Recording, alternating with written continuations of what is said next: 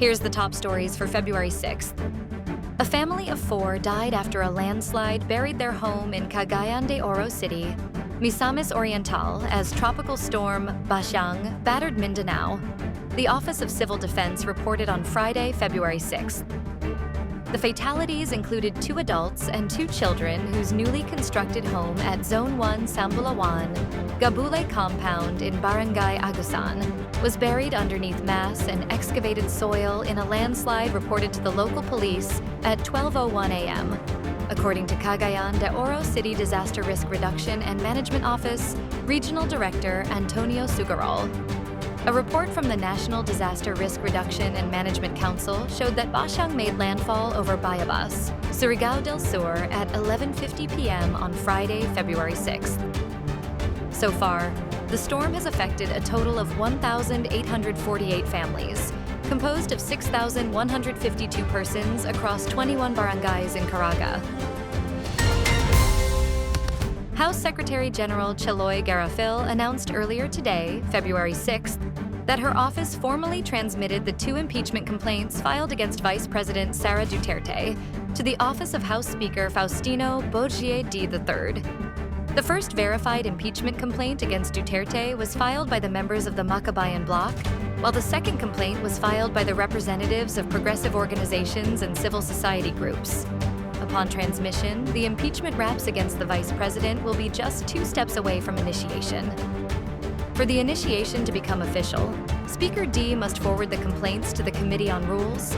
Then the Rules Panel must refer them to the Committee on Justice during plenary session.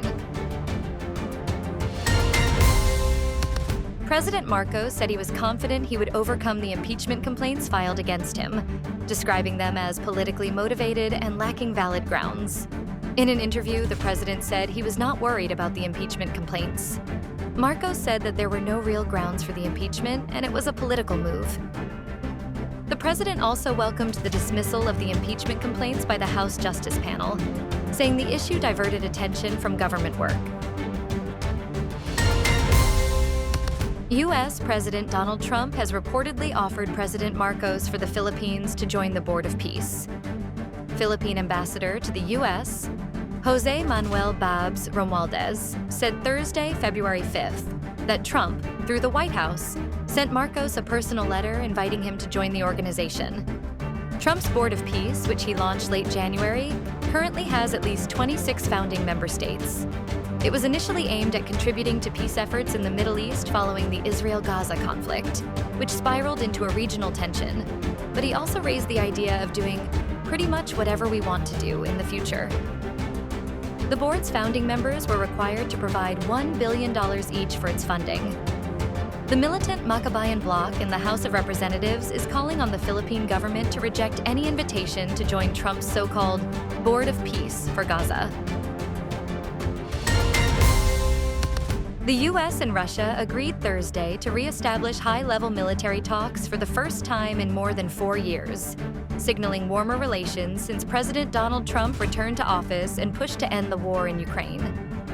Military communication between the 2 countries stopped in late 2021 as tensions grew ahead of Russia's full invasion of Ukraine in February 2022.